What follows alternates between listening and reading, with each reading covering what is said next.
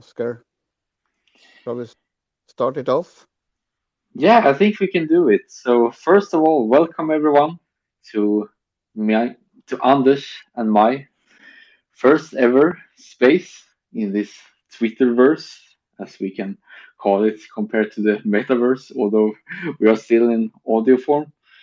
But anyways, so we are going to spend the rest of this hour or hour and a half, depending on how much traction we get, either in the beginning or in the middle or at the end, kind of discussing note taking in its widest form.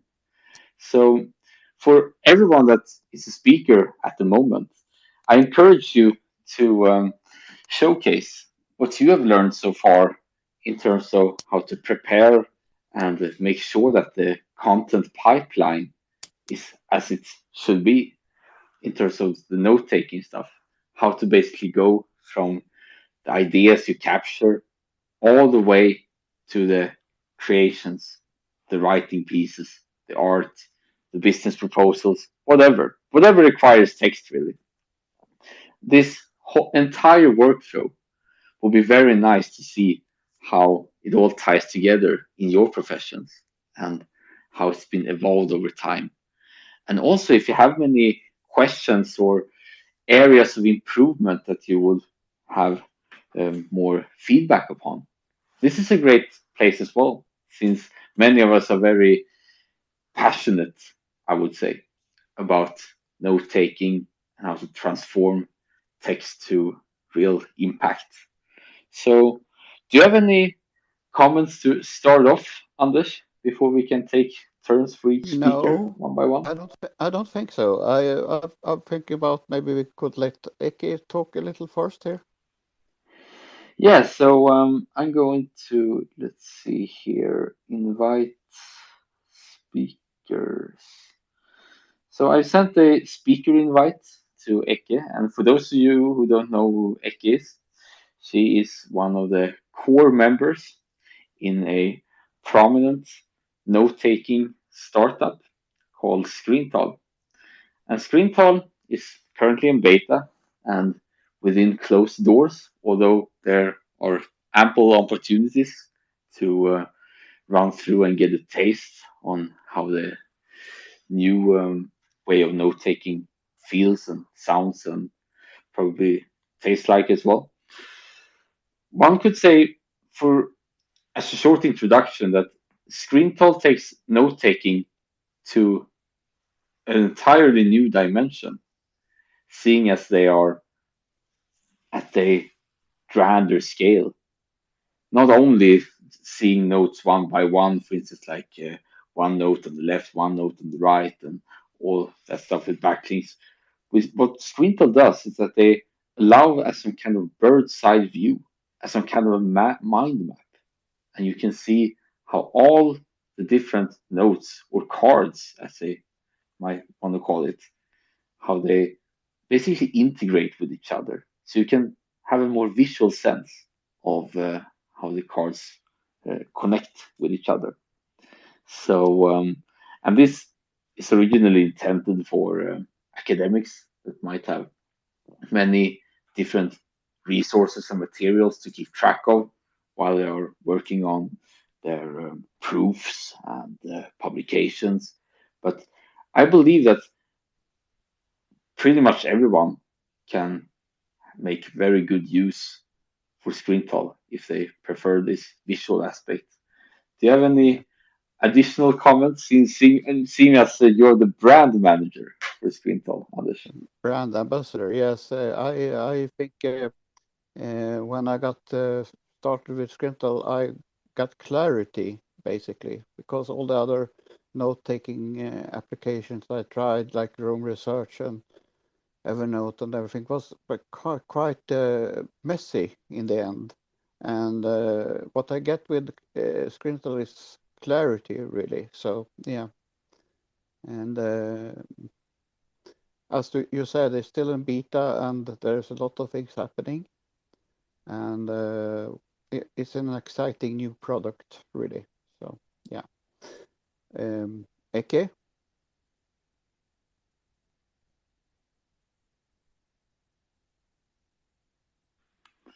So while we're waiting for Eke to accept, why don't we start with basically introducing each of the speakers we currently have? So if I understand correctly, we can start with Troy, which was the first one to join in into the familiar space by now, and then we can go to Alexa, and then to Shadow's pub. So Troy, why don't you introduce yourself and tell us a little bit more on how your system currently looks like and what your areas of interest are? Sure thing. So I am working in the financial industry, social media particularly, but I've got a strong background in conflict analysis and early warning. So I have a master's in conflict analysis with a focus in political, ethnic, and security issues.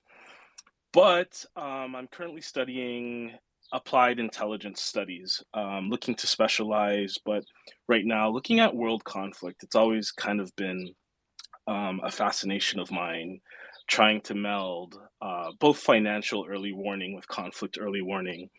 So, in my area of expertise, I would say dealing with a lot of information intake and triage and categorization, and always, whether you're creating an intelligence product for a consumer or a professor or just a report or anything for your own interest, trying to separate the signal from the noise is something that's very dear to me. I also suffer from anxiety. I wouldn't say suffer, it's a condition that I have that's kind of framed my whole approach to intelligence in terms of information overload and having those systems to best triage the information to make the most optimal decisions.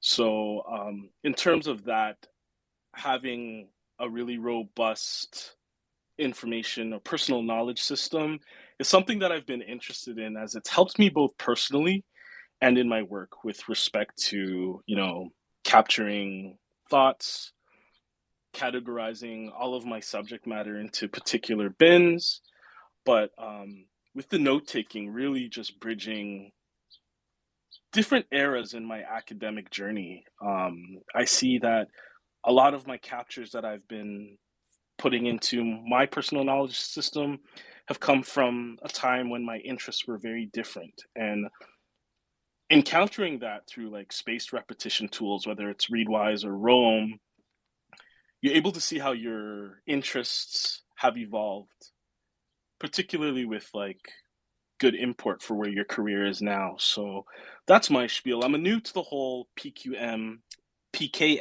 environment, but I find it very relevant, particularly for intelligence analysts or students, or anybody just who wants to write better and really clarify their ideas. I think having the tools to kind of decentralize your personal knowledge management system is very important as well. Making sure that it's as robust as possible. But that's where I am. Um, I'm a perpetual student, and I'm always curious. And I find that having a system to kind of track and monitor and follow through with what you're interested in, it can have a lot of benefits and dividends down the road. So that's my spiel. Thanks for having me, though, and thanks for hosting the space. Something that I think will take off a lot as people deal with information overwhelm. Yeah, I think you're a kindred spirit, basically. I'm also been collecting a lot of stuff, and my views on the things I've stored in the beginning until now is much different, you know.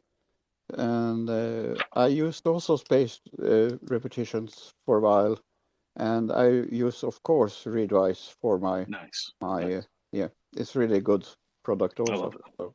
it. So good points. Thank you. Yeah, I agree as well. That's been a very, what you could say, interesting take on how the note-taking system is evolving.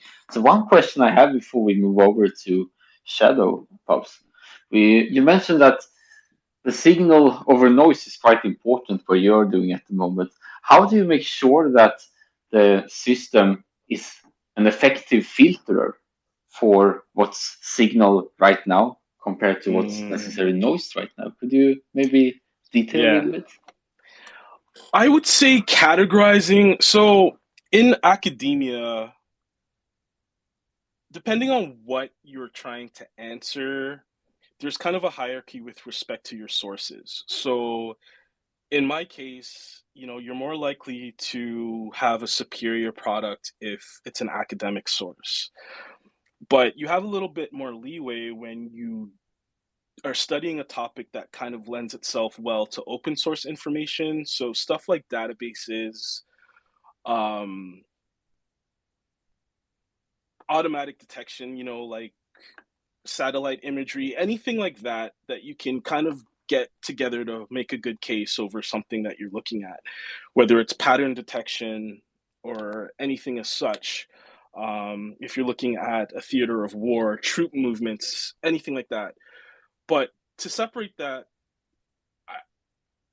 I'm going to kind of invoke the whole Ukraine-Russia war right now. There is a lot of misinformation being pumped out, and kind of having your own system to kind of assess, what is the interest of a communication, who is the owner, what are their interests, that's something that you kind of have to keep at the forefront when you are diving into the information. So kind of picking it apart, not really taking it at face value, but being fully cognizant of the interests that are behind it. Further to your question, Oscar, in order to help manage that assessment through personal knowledge management, I would say metadata is the key to that, in terms of making sure your tags are as robust as possible. This source is from this unit, this country. And I'm going to even invoke YouTube. One thing I've noticed YouTube's been doing lately is, whenever there's a topic that is kind of in the public zeitgeist, they have now a little information pop up that will say, okay, this video is partly funded by, the Ukrainian government or the Russian government. So incorporating that has been really key in my personal work, because with some group assignments that I've been working on, we really refined our process for information gathering and ranking. So this is a strongly trustworthy source for reasons X, Y, and Z. This is a dubious source, but this is what we can learn from this. Being able to, have that metadata to assess, what type of value you can pull from a source is really vital, and making sure that, you're respecting your readers as well. You're not just, saying, okay, this is the source, and leaving them in the dark about it. It's being able to account for, okay, we're referencing this, but this is where it comes from. This is, the history and such. And I find things like, tagging and metadata very key to that enterprise in terms of making a strong account. And from an intellectual background, it's respecting your reader and, allowing them to kind of follow their own data trail if they wish to be curious about something, like in a report or anything as such. Great. Thank you so much for the answer. Shadows Pub, why don't you want to introduce yourself and tell us a little bit more on who you are? I am a writer. I'm based in Ontario, Canada. I also produce books like journals and coloring books. So I use personal knowledge management for two purposes, and I'm using Obsidian as my tool of choice at the moment. OneVault is used for recording the books that I'm working on and all the metadata information about them and the status of where they're at in the workflow. And my other is used for all the reading and that I do and the notes that I take. I'm relatively new to the concept of Zettelkasten. Used to use the commonplace book concept, which meant putting notes into notebooks and then going back and trying to find them. So I'm really enjoying setting up the Obsidian and being able to access things with, things like searches and cross links and that sort of thing. Great. Thank you for letting the information. And for those of us who haven't really tried Obsidian, what would you say are the main features that Obsidian does that are better than any other note-taking app out there, based on how it fits to your workflow? I tell you, the main thing that sold me immediately on Obsidian is the fact that all my notes are being stored in text files on my external drive. And should Obsidian go away, I can still access all those files and use them. I don't have to worry about exporting and importing. They're there. I can access them. I can use them. And since I write on the blockchain anyways, I'm kind of familiar with using Markdown. So that was the main thing that sold me immediately. And of course, I love the fact that I can do the maps. I can look at the information maps and of course the cross linking. Nice. Thank you very much for the answer. And Ike, if you want to speak up, you can always request a mic. It's quite a seemingly fast process now. I allowed it so anyone could simply claim it. But before we move on, maybe you, Anders, want to tell a little bit on your story with note taking and note making, and basically tell us a little bit on how it's going for you. Yeah, I have a long history with note taking. Actually, I started professionally working for Axiom in the 90s, and I was taking a lot of notes because I worked at the maintenance department, and we had all the machinery in the factory under our wings. And whenever something happened, I was supposed to write a report and send to the head office, usually in English, because English was the main language. And I worked with that for 7.5 years until they didn't have, they had to let go of a lot of people. I think we were close to 500 people of 1,500 that have to go at once. And I continued to keeping notes. I remember I had the Palm Pilot I used to write down information in and kept that and synced it with my computer. And then in 2008, I was a beta tester of Evernote, actually, early in 2008. I think it was February 2008. Yeah. It was something that really got me excited. And even if there was a lot of shiny new objects in the note-taking industry at the time, I stuck with Evernote, and I later became a certified consultant for Evernote. And Evernote was my main base until 2020 when I discovered drone research. And that was also when I started to write articles on the net. Before that, I had a career in social media between 2008 and 2012. A bit successful, actually. So I was one of the top bloggers in Sweden at the time. And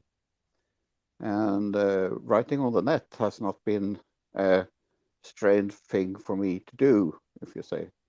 But then I started 2020 to write on Medium, and the rest is history, as we say it.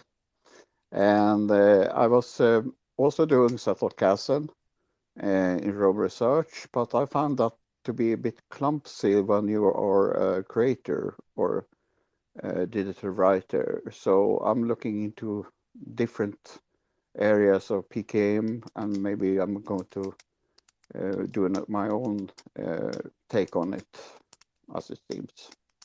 So yeah. Yeah, and I'm also claiming note taking as my niche during Ship 40 now. Next week will be my note taking week. So I will only publish essays on note taking and note making, and PKM, and also do at least 2 new Medium articles during that time. So yeah, that summarizes most of it.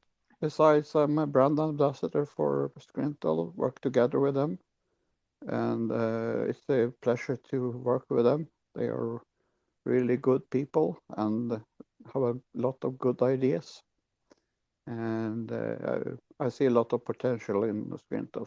So yeah. So Oscar, how about you? Yeah, I'm going to tell my story a little bit, but I want to first of all say that if any of you has a question, it's absolutely um, encouraged to raise the hand in the yeah, what do they call it? Tweemoji. That they have so many names for all these emojis nowadays. But anyway, because then we can have this kind of back and forth conversation and questions we can reply to each other. Because one question before I want to say to Anders is, you mentioned that you worked with Evernote for quite a while. What made you switch from Evernote to Rome? Was it that your workflow did change, that you had more, um, you had other priorities and other criteria for what was a successful note-taking app, or was it some other reason why you switched?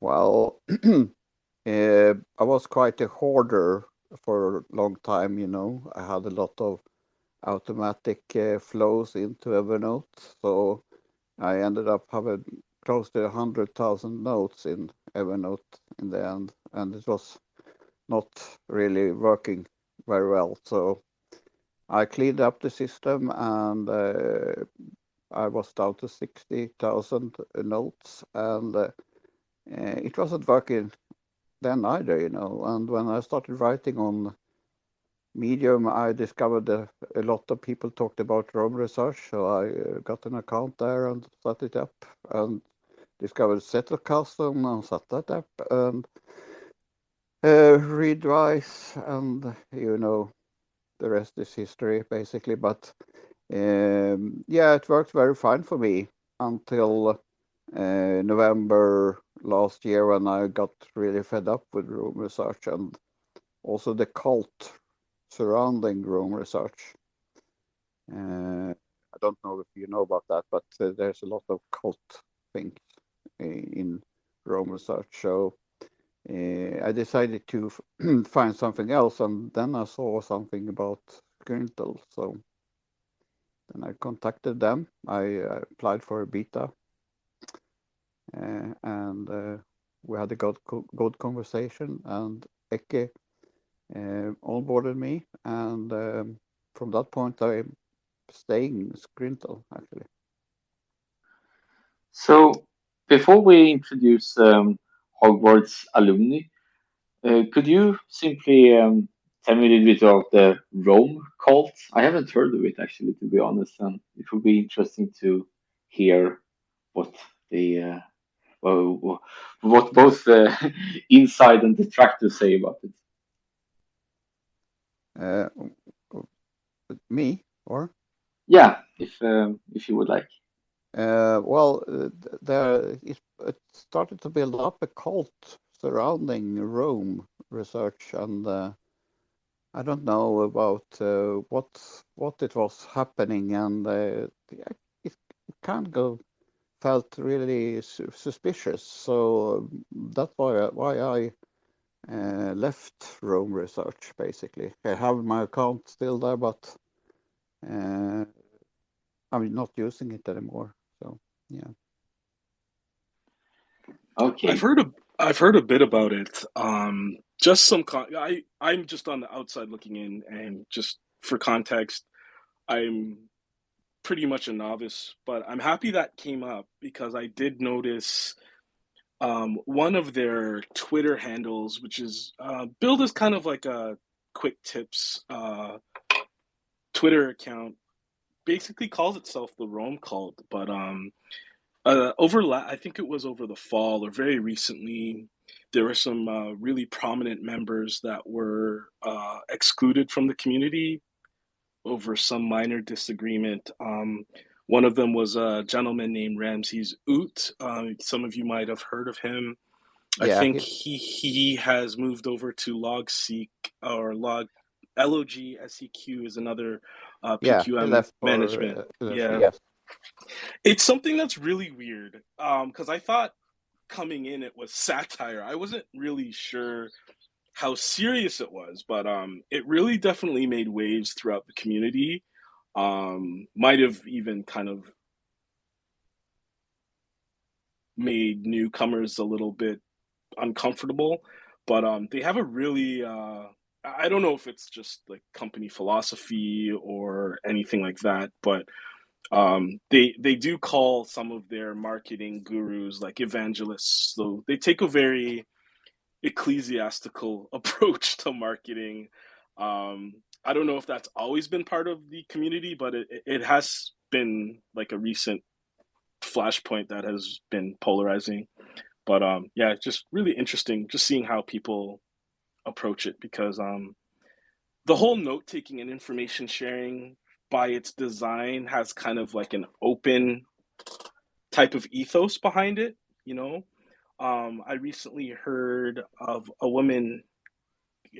She wrote a book called The Calm Notes Method, which doesn't really advocate for any particular system of PKM. It just tells you to use what's good for you. And I kind of see that as one argument. And then you have kind of these diehards who kind of cling to one system and kind of push a cult of personality behind it.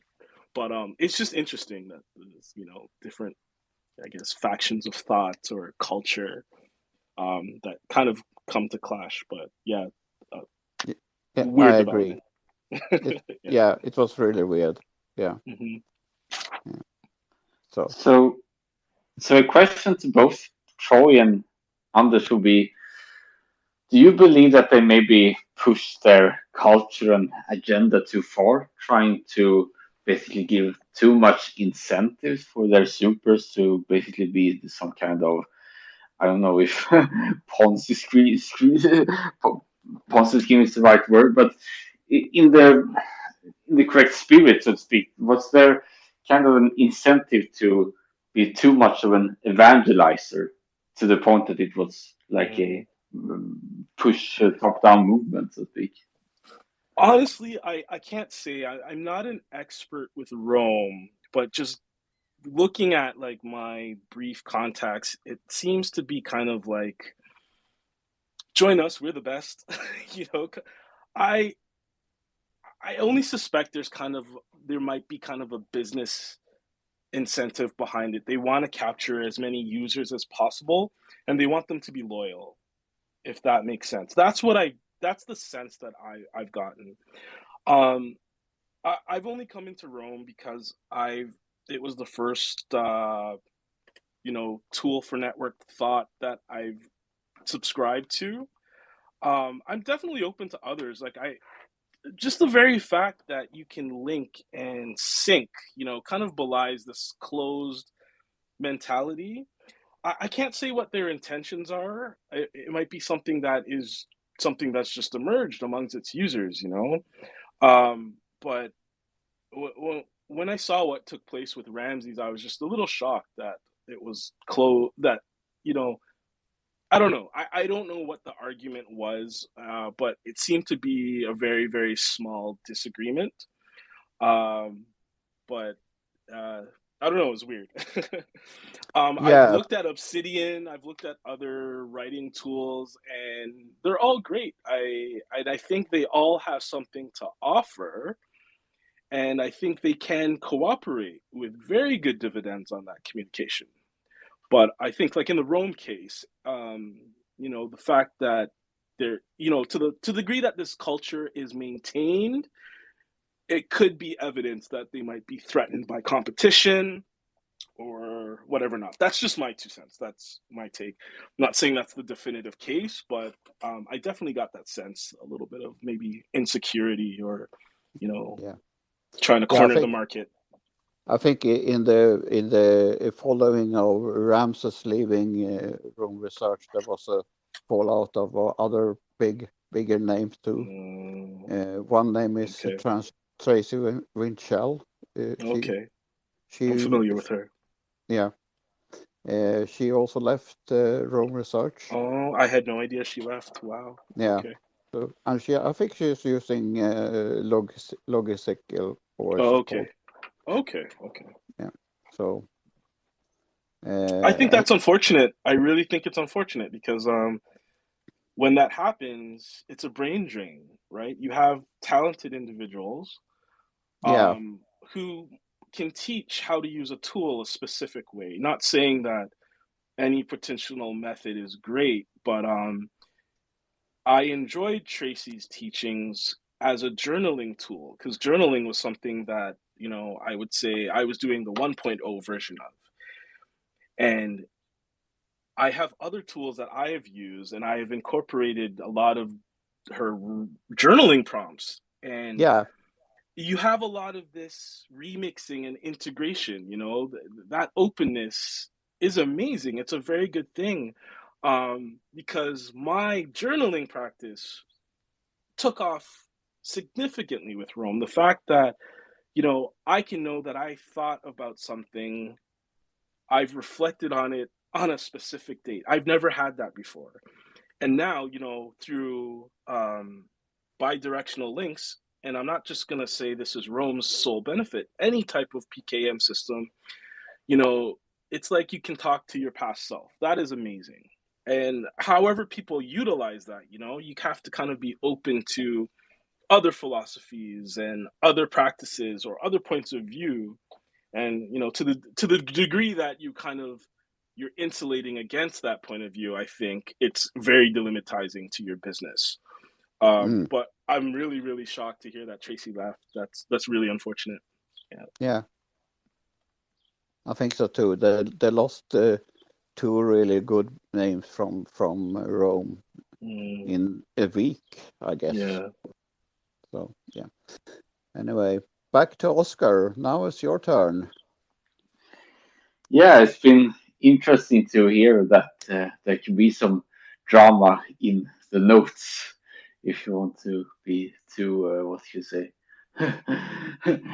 make a pun out of it. So I'm going to pretty much explain my note-taking evolving history right from, I guess we can call it 2014, although it wasn't too much of a designated note taking by them, and then continue way forward until the principles which I pretty much advocate now via my personal blog and other kinds of distribution channels.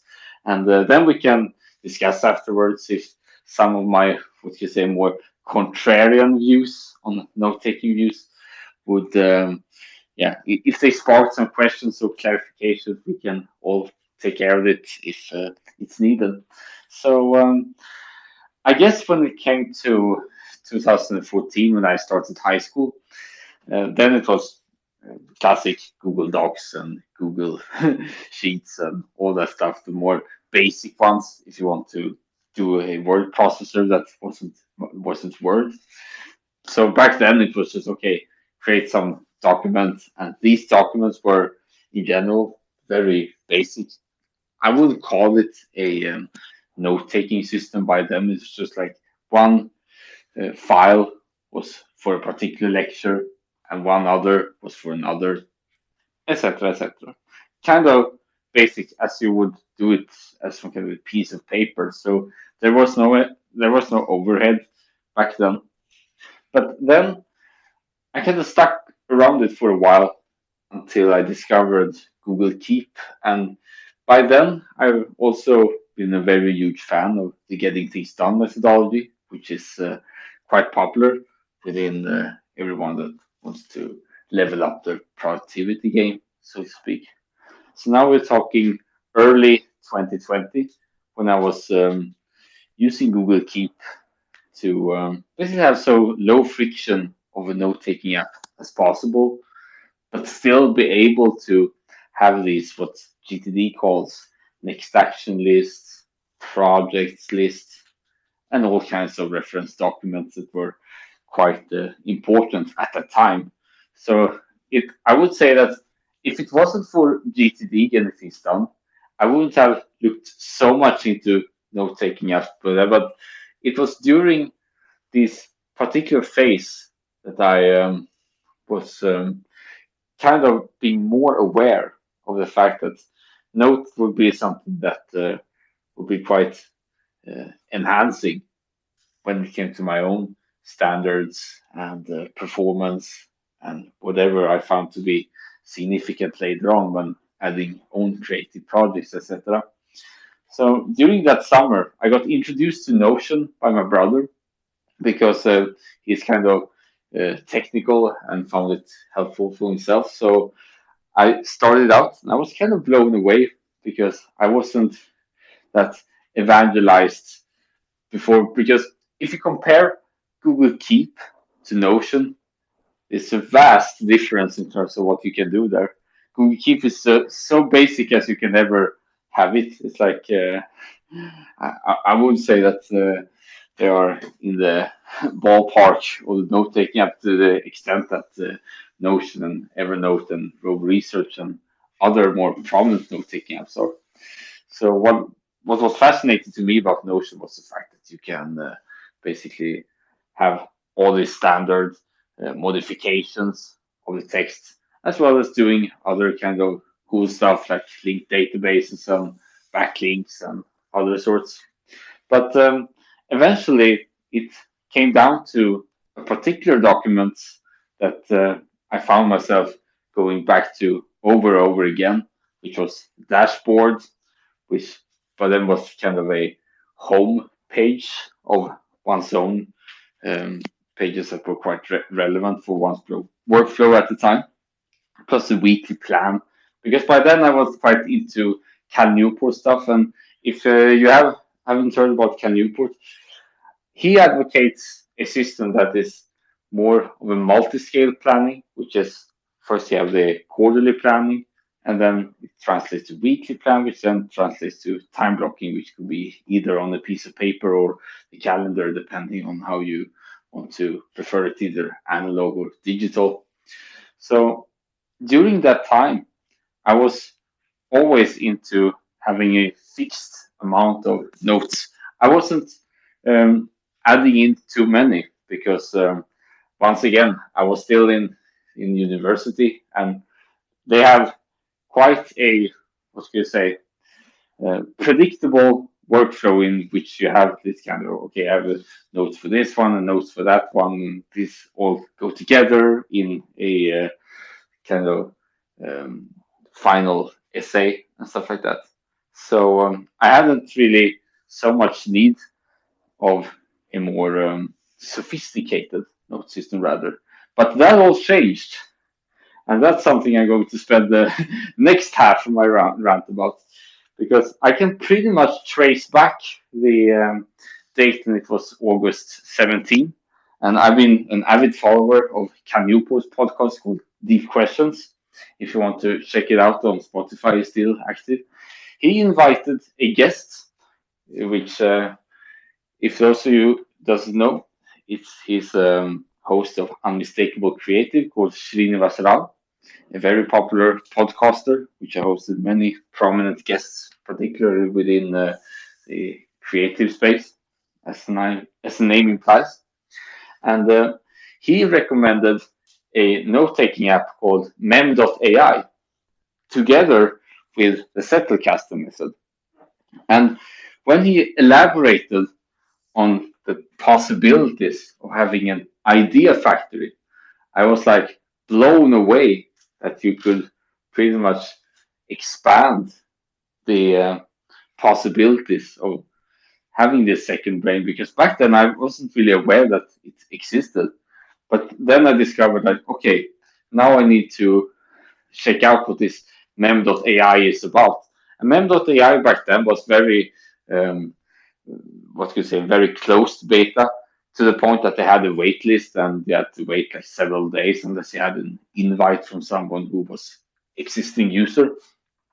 And after a couple of days, I got the invitation, and then I came in, and then I discovered that yeah, it was like if you're in the Matrix and taking the red pill, then you suddenly saw Notion as pretty much a lot inferior to mem.ai for reasons I'm going to explain later on. But it was from there that I decided to um, pretty much move my entire Notion um, collection of notes, or at least ones that are very relevant to me at the time. I still have some Kanban boards still lying around there, but basically move everything to Mem, because I'm more like one note app for everything, although it might change a couple of years ahead from now. But still today, I'm using mem.ai for about 9 months now. And what I really like about this note-taking app called mem.ai is that they have 4 different, or rather 6 different characteristics that I found extremely well that I haven't seen in other note-taking apps that I've been toying around before, since I had to basically have something to compare with mem.ai to see whether it was the real deal or if it was rather something that could be replaced soon before I ventured off to the total commitment, so to speak. One thing that mem.ai does extremely well first is that it's extremely easy to create notes. It's like you don't even need to tap a button even. You can just type, especially on your computer or having the desktop app, you basically can type whatever and then it creates a new note or a new mem, as they call it, which then makes it pretty much frictionless to create new notes on the fly if you have sudden insight or want to save something to a particular new place that you want to access later. So this one in the particular workflow is what mem.ai is doing extremely well. And what they're coupling onto it is the advanced and lightning fast search bar, because there's no point in making too many notes if you cannot search them. And compared to Notion and Evernote, mem.ai has a very fast and very accurate search function. It's like you don't even need tags. You definitely don't need some kind of links or other kinds of methods or shenanigans.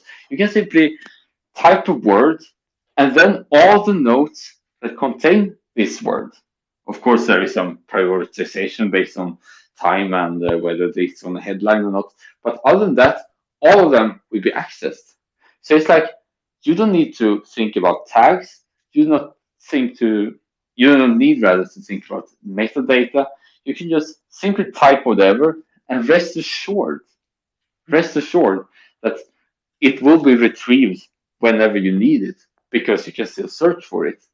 And this one was such a powerful motivator for me to still continue on. But if it wasn't enough, both the timeline was very good. They have basically a very good interface, which the latest notes are shown, so you don't need to worry about folders too much unless you want to attach some to the sidebar.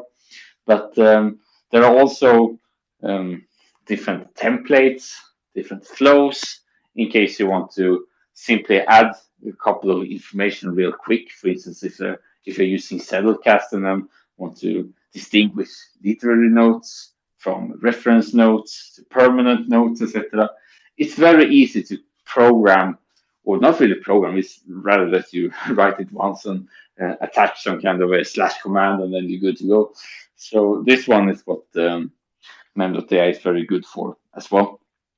And one feature that probably isn't so discussed especially when it comes to the mem Slack channel, which is quite active still, is the surprise mem feature. Because if you want to be really creative and have this kind of original thoughts, then you want to have as diverse of inputs as you possibly can. Because whatever can come up could possibly trigger some kind of spark or something, a random connection that could previously have gone dormant but could be alive again because it associates with some unique memory or constellation of memories that you have probably internalized in the past without knowing of it. And this is what the random mem generator allows you to do. You simply type in surprise me, and then it shows a completely different note out of maybe 1,000 or 2,000 or 3,000 for me, depending on how many mems you have rather. So it's like if you want to have this kind of novel stimuli, as you might want from, for instance, like social media feeds and scrolls, stuff like that, you can pretty much achieve the same effect and be sure to review them on a very, what do you say, fair, very fair basis, and also very random. So all of these were features in Mem, and of course they have a iOS app as well, although you can't really download it from the original, from the main app store because it's still in beta.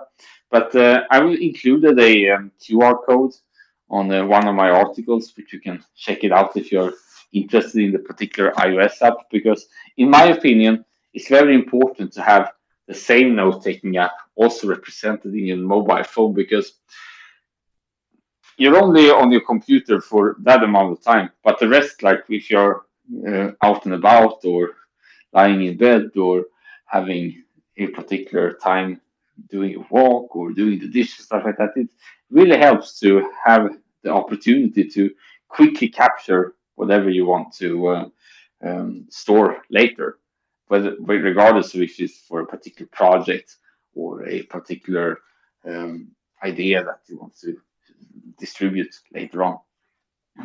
So for me, it's always been important, and that's, by the way, the main reason why I haven't picked up on Screenpad yet, because like Anders, I'm still one of the beta members that were contacted early on and got on board and stuff like that. But I need to have this instant, or let's say I have to have this instant access to a note-taking program in order to religiously use it.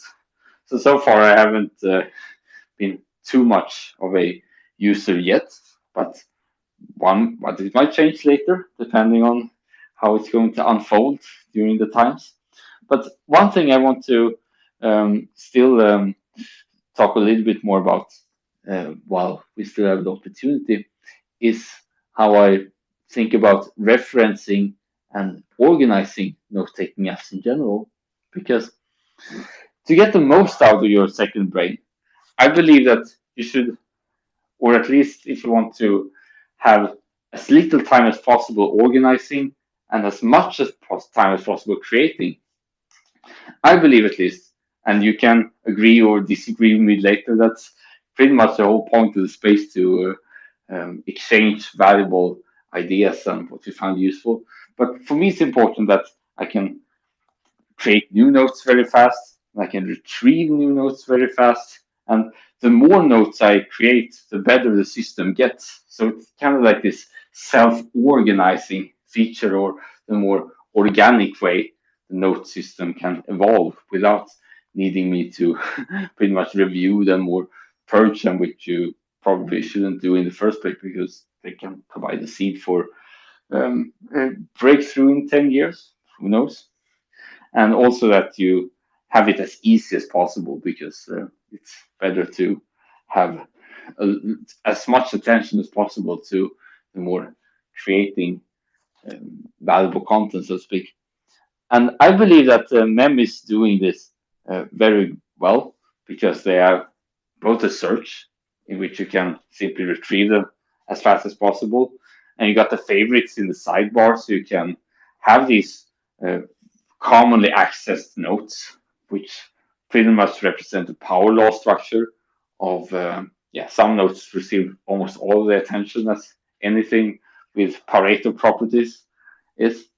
And also that Mem is quite good with hyperlinks as well. But hyperlinks is something that pretty much every note-taking app, except for maybe Google Keep and Apple Notes, do very well too. So it's not something that Mem in particular is famous for.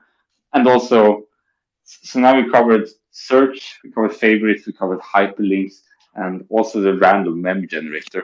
I wouldn't say that I use too much, but it's very, for me, it's very comforting to know that I can go back to it whenever I find that I need to have some kind of inspiration. Although Twitter seems to fill up this role for me quite well yet. So that's pretty much how I organize my notes, or rather, how little I organize my notes, because I can have as many notes as possible, from 3,000 to a billion, and it still wouldn't really matter because it's like, okay, I can still search for them, and I can still have a limited amount of notes in the favorites, and they can still be linked with each other without needing to be interfered or having this overhead. Plus, yeah, the more notes, the more surprises. So with that, I want to open up for you others to maybe comment on what has been said before, and if there's other things that you want to add to it. So I yeah, have a question. yeah, go ahead. MEMI, is there the database? Can you have it on your own computer? Yeah, exactly. You can have both on Mac, on your Windows. You can download the app, and you can also use the web browser in case you prefer to use this. That I personally tend to use the web browser since I'm pretty much very conservative when it comes to like only having Chrome up in order to not confuse the computer too much in terms of having too many software apps up and running. So it's very easy to have a quick installation, and you can log in with Google accounts and whatever. So it shouldn't be too much of a problem. And in case you want to read a little bit more on and also get the link to mem.ai, I have attached the recent tweets on the space right now. Yeah, I tried MI. I think it was September or October last year, a bit for a bit, but I mean, it wasn't my taste. So, but I mean, it was a good system. I could see it was a good system. So they're onto something there. So yeah, but it wasn't for me.